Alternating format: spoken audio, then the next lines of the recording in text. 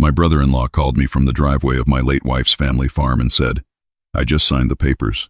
The land is sold, all 40 acres. I didn't say a word for a moment. Then I started laughing. Not a polite chuckle, a real laugh. The kind that comes from somewhere deep in your chest when the universe hands you something so perfectly ironic that crying would be a waste of good emotion. He must have thought I had finally lost my mind. Maybe he was right. But what Marcus didn't know, what he couldn't have known, was that the land he had just sold to that developer wasn't worth a single dollar more than the paper the deed was printed on. I'm glad you're here with me today. Stay with me until the end of this, and drop a comment telling me what city you're watching from. I want to know how far this story travels. My name is Walter, and I'm 63 years old. I spent 31 years married to the finest woman I ever knew. And when Carol passed from ovarian cancer 4 years ago, she left behind two things that mattered more than anything in this world to me. The first was our daughter, Renee, who has her mother's eyes and her mother's laugh and, thankfully, her mother's good sense. The second was 40 acres of farmland outside of Harlan County, Kentucky, land that had been in Carol's family since her grandfather plowed it by hand in 1952. That land wasn't just property. It was the place where Carol's father, Raymond, had grown every vegetable his family ate for 20 years. It was where Carol learned to ride a bicycle on the gravel path between the corn rows. It was where we got married, on a June afternoon when the whole field smelled like honeysuckle and her daddy cried trying to give the toast. Raymond had passed 8 years before Carol did, and in his will he left the farm to Carol and her brother Marcus equally, with the understanding that if either of them wanted to sell, the other had right of first refusal. When Carol died, her half came to me. Marcus had never done a single day of work on that land in his life. He grew up and moved to Cincinnati the moment he turned 18, got into commercial real estate, made decent money, spent more than he made, and spent the next 4 decades treating the farm like a burden he had inherited rather than a gift. He never visited. He never asked about the soil or the tenants, or whether the old equipment barn needed a new roof. But he knew what the land was worth, and he watched the property values in Harlan County the way a man watches a poker hand, very carefully and without letting anything show on his face.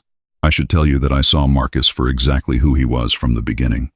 Carol loved him because he was her brother, and I respected that love completely, but I never trusted him. There was something in the way he talked about money, always with a kind of reverence that made other things sound small by comparison. The first Thanksgiving after Carol and I got engaged, he spent 45 minutes at the dinner table explaining why Raymond should have sold the farm 10 years earlier and invested the proceeds in commercial real estate. Raymond sat there listening politely with the expression of a man who has heard this argument many times before and finds it less interesting with each repetition. "That land is our family's history," Raymond said finally. "You can't put a price on history." Marcus smiled the way people smile when they think they're talking to someone who doesn't understand how the world works. "You can absolutely put a price on history, Dad. The market does it every single day." I watched Carol's jaw tighten. I reached under the table and found her hand. After Raymond died, Marcus started calling me every few months with a variation of the same conversation. The land was sitting idle.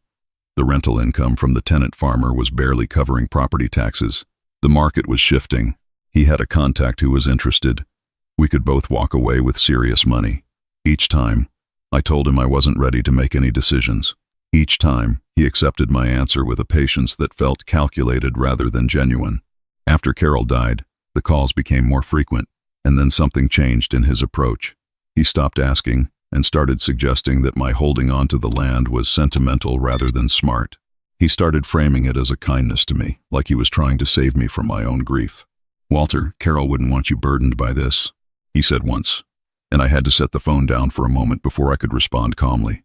The audacity of invoking his dead sister's wishes to talk me out of her family's land was something I have never fully forgiven. What Marcus didn't know, what I hadn't told anyone, except my attorney, and a very quiet meeting with a land development consultant named Patricia Weston, was that 18 months earlier, I had already made my own arrangements. The story of how I discovered what the land was actually worth starts with a conversation I had with our tenant farmer, a 67-year-old man named Earl Combs, who had been working Carol's family's acreage for going on 12 years. Earl was the kind of man who paid attention to everything that happened within a 5-mile radius of wherever he happened to be standing. In the spring of 2 years ago, he called me on a Tuesday morning and said, "Walter, I don't know if this means anything to you, but there have been some fellows out here with surveying equipment. county plates on their truck. They've been back 3 times in the last month. I thanked him and made some quiet inquiries.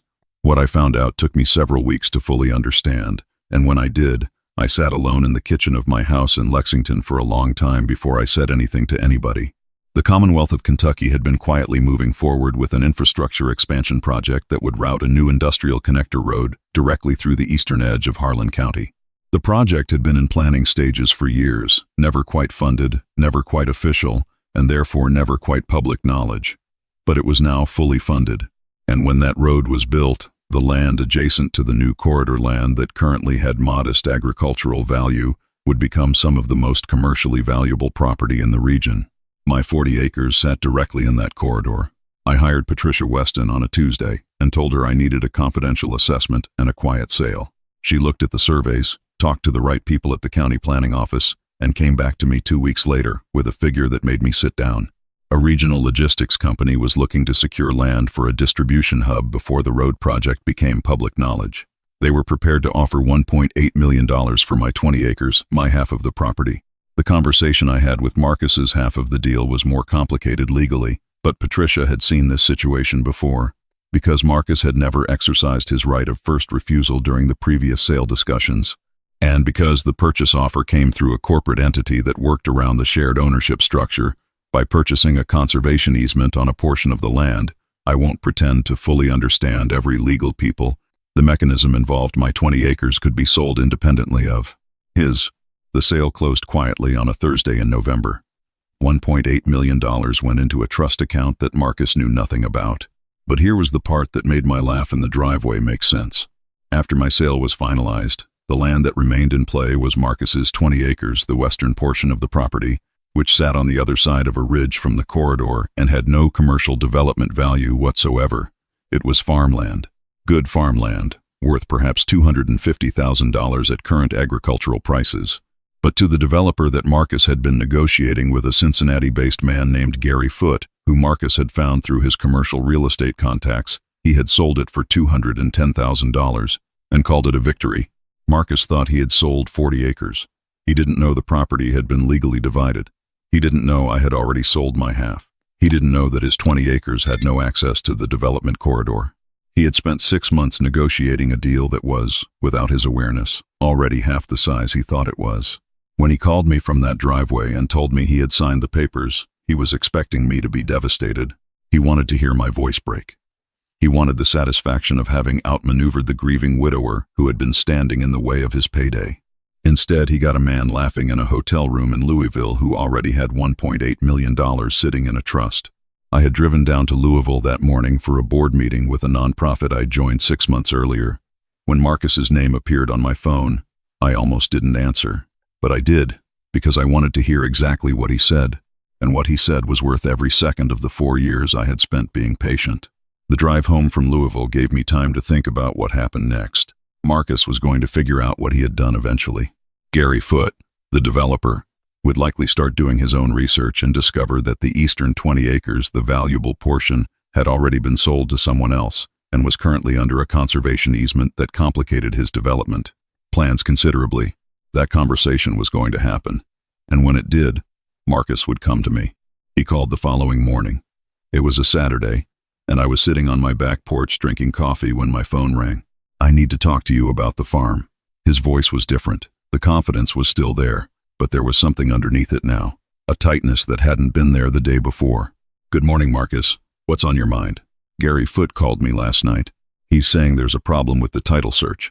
Something about the eastern parcels already being under some kind of easement. He's threatening to back out of the deal." I let the silence sit for a moment. "That's a shame. Walter." His voice dropped. "Did you already sell part of that land?" "I sold my half of the land, yes, about 14 months ago." The pause that followed was long enough that I checked to make sure the call hadn't dropped. "You can't have done that without notifying me. I had right of first refusal." "You had right of first refusal under the terms of Raymond's will." Patricia walked me through the structure very carefully. My sale was structured as a conservation easement purchase by a corporate entity, which triggered a different provision than a standard sale. My attorney documented the entire process.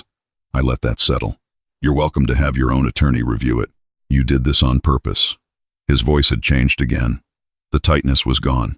What replaced it was something uglier and more honest. You knew I was trying to put a deal together and you went behind my back. I made a decision about my property. That's what property owners do, Marcus. That land belonged to our family. It belonged to Carol. And there it was. After 4 years of calling Carol's land a burden, a missed opportunity, a poorly managed asset, after all those phone calls where her memory was used as an argument for selling, he was now wrapping himself in her name, like it was a coat he had just found in the closet. I set down my coffee cup carefully. "Don't," I said. "Don't use her name to talk to me about money. You don't have that right." He went quiet, and then he did something I didn't expect. He dropped the pretense entirely. "You know what, Walter?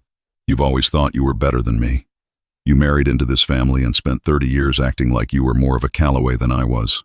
You treated my father like a saint and me like an inconvenience. And you held on to that land for 4 years just to spite me. I had known Carol's brother for 35 years. I had spent 3 decades watching him and knowing what he was, and I had never heard him say out loud what he had apparently been thinking the whole time.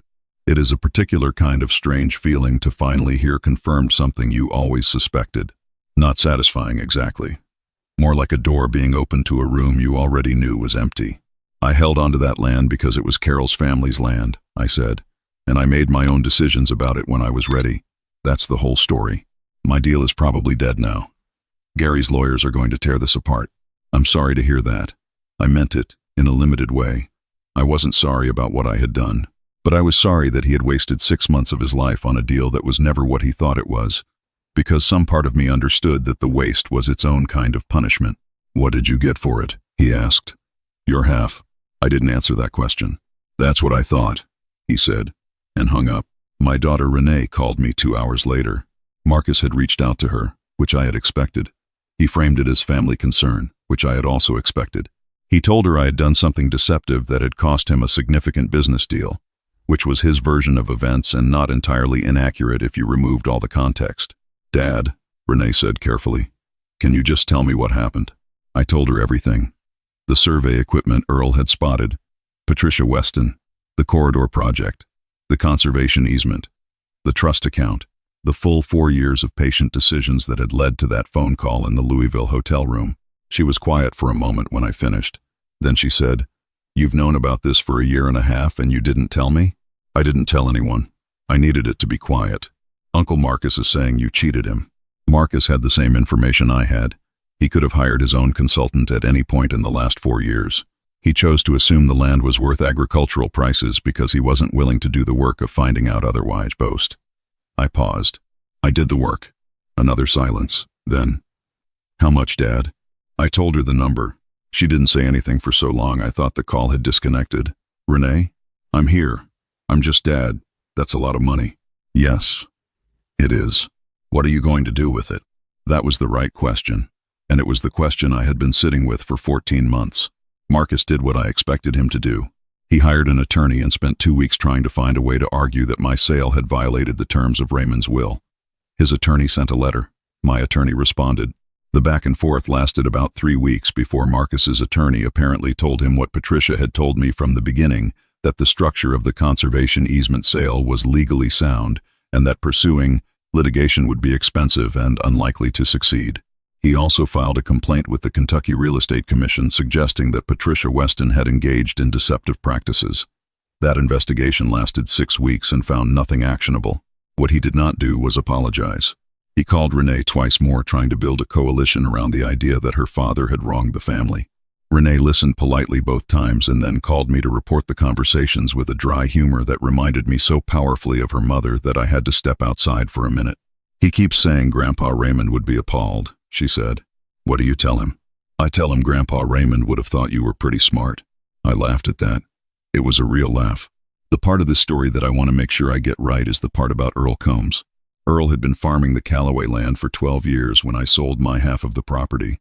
The conservation easement that structured my sale included a provision that the tenant farming operations on the preserved portion could continue, but the logistics company had their own plans for the land and had no interest in continuing an agricultural tenancy. Earl knew this was coming. He didn't complain about it and he didn't ask me for anything. He just called me in December, after the sale had closed, and said he was going to start looking for a new piece of ground to work. Earl was 67 years old. He had farmed his whole life. His wife Ruth had passed 3 years earlier, and his children were scattered across 3 different states. He was exactly the kind of man who falls through the cracks when the economics of small farming stop making sense, too old to start over, too proud to ask for help, too competent to deserve the situation he was in. I called Patricia and asked her to help me identify a small agricultural property that was available for purchase within 20 miles of where Earl currently lived. She found 3 options. The one that seemed right was 18 acres outside of Cumberland, a modest but workable piece of ground with decent soil and a small farmhouse that needed work but was structurally sound. The asking price was $112,000. I bought it and put the deed in Earl's name. When I drove out to tell him, he was in the middle of loading equipment into a storage unit he had rented for the winter. He thought I was coming to settle up the final months of his tenancy. Instead, I handed him a manila envelope with the closing documents inside and told him to take a look. He read through the first page and then looked up at me. He was the kind of man who doesn't show a lot of emotion, but something moved across his face that I recognized. It was the same thing I used to see on Raymond Calloway's face when something caught him off guard in the best possible way. "Walter," he said, "I can't accept this. It's already done. Your name is on the deed. This isn't right. You don't owe me anything." "You spotted the surveyors," I said. "Without that call, none of this happens. I would have found out eventually, probably, but maybe not in time. You gave me the information I needed to protect Carol's land. The least I can do is make sure you have ground to work." He looked down at the documents again. When he looked up, his eyes were wet. He didn't say anything, which was the right response. "The house needs work," I told him. "I'll help where I can." Renee came down the following spring and spent a long weekend helping Earl's son, who drove up from Tennessee, get the farmhouse into livable shape. She came home with mud on her boots, and something brightened in her face that I hadn't seen since before Carol passed. "That's a good man," she said. "Yes," I said, "he is." The question of what to do with the bulk of the money took me a long time to answer. I'm not a complicated man when it comes to lifestyle. I have a house in Lexington that suits me, a truck that runs well, and a retirement income from 30 years of civil engineering work that covers what I need. $1.8 million was a number that exceeded anything I had ever planned for, and I was old enough to understand that money without purpose is just anxiety in a different shape. Carol had been a high school history teacher for 26 years. Every year for the last decade of her career, she came home in September talking about students who didn't have the materials they needed, textbooks that were 10 years out of date, science labs that hadn't been properly funded since the 90s. Kids who were smart and motivated and working with tools that were telling them their education didn't matter. She raised money when she could, wrote grants, spent her own money on supplies when the grants didn't come through. She believed that the most important thing a community could do was educate its children well, and she was frustrated every year by the gap between what her school had and what her students deserved. I established the Carol Holloway Educational Foundation with an initial endowment of $1.2 million. The foundation's purpose is straightforward, providing direct funding for classroom resources, updated materials, and teacher support grants at rural Kentucky schools, with priority given to high schools in economically underserved counties. Harlan County is first on the list. The foundation's board includes Renee, Patricia Weston, the principal of the high school where Carol taught for the last 15 years of her career, and a retired school superintendent named Dorothy Barnes, who had been Carol's mentor when she was a young teacher. The first round of grants went out last fall. 11 schools received funding. When the checks arrived, 2 principals called me personally to say thank you, and one of them cried on the phone, which meant I cried too, which I am not ashamed to admit. At the dedication ceremony for the foundation last October, Dorothy Barnes stood at the podium in the gymnasium of Carol's old school and talked about the woman she had mentored for 30 years. She talked about Carol's stubbornness and her humor and her absolute refusal to accept that her students deserved anything less than the best she could give them. She talked about the way Carol stayed late on Fridays to tutor kids who were falling behind, and the way she came in early on Mondays to set up labs she had researched over the weekend. I sat in the front row and listened, and when Dorothy finished, I looked around the room at the people who had loved Carol Calloway Holloway, and I thought about the long chain of events, the surveyors Earl spotted, the quiet conversations with Patricia, the conservation easement, Marcus's phone call from the driveway that had led to this gymnasium on this October evening. Marcus had tried to sell Carol's family's land to pay off his debts. What he had actually done, without understanding it, was hand me the moment I needed to finally do something worthy of her memory. I have seen Marcus once since everything settled. It was at a funeral for a cousin on the Callaway side, an obligatory gathering of family that required us to be in the same room whether either of us wanted to be. He looked older. He was polite in the careful way that people are polite when they have chosen to be angry but are in a public setting that requires them to contain it. He shook my hand. I shook his. We did not discuss the farm or the foundation or Gary Foote or any of the rest of it. His daughter, a young woman named Christine, who I have always liked, pulled me aside before I left and said, "Mr. Walter, I want you to know that I think what you did with the foundation is beautiful. My Aunt Carol would have loved it." She hesitated. "My dad is proud, and it's hard for him. But I think somewhere underneath it, he knows you did the right thing." I thanked her and meant it. Pride is a hard thing to carry for a long time. I hoped Marcus would eventually be able to put some of it down. Renee and I drove home from that funeral on a gray November afternoon. The kind of day when the hills of eastern Kentucky look like something from a painting, all bare branches and pewter sky, and the last brown leaves still holding on. She was quiet for most of the drive, which is something she gets from me. "You never told me how it felt," she said finally, "when Marcus called. When you were sitting in that hotel room in Louisville and he told you he had signed the papers." I thought about that for a moment. You know how sometimes you work on something for a long time and it goes exactly right, but the satisfaction isn't really about winning, it's more like relief? She nodded. It felt like that. Like something I had been carrying for a long time, finally got put down in the right place. She reached over and put her hand on my arm, the way her mother used to do, and we drove the rest of the way home without talking, which was exactly the right thing to do. Earl called me last week to tell me his first full crop on the Cumberland property came in better than he expected. "The soil is good," he said. "He has planted a small kitchen garden by the farmhouse, and he has a neighbor who brings him pie occasionally," which he reported with the studied casualness of a man who is trying not to seem pleased about something. I told him I was glad. He told me to drive down sometime and he would feed me properly. I told him I would. The last thing I want to tell you is something I have thought about many times in the past 4 years. When Carol was in the hospital near the end, we spent a lot of time talking about the things that mattered. Not the things you might expect, not regrets or unfinished business or final wishes, though we covered some of that too. Mostly we talked about ordinary things. Food we had loved, places we had been, people we were grateful for. One afternoon she held my hand and said, "What are you going to do with Daddy's farm?" I told her I didn't know yet. I told her I wasn't going to rush anything. She was quiet for a while. Then she said, "Daddy always said land was just land until someone decided what it was for. He spent 40 years deciding it was for the family. You'll figure out what it's for next." I have thought about those words more times than I can count. I thought about them in Patricia Weston's office when I was reviewing the sale documents. I thought about them when I wrote the first check to the Carol Holloway Educational Foundation. I thought about them sitting on Earl Combs's new porch in Cumberland, drinking the worst coffee I have ever been grateful to receive. Raymond Calloway was right. Land is just land until someone decides what it's for. Carol trusted me to figure out what it was for next. I like to think I got it right.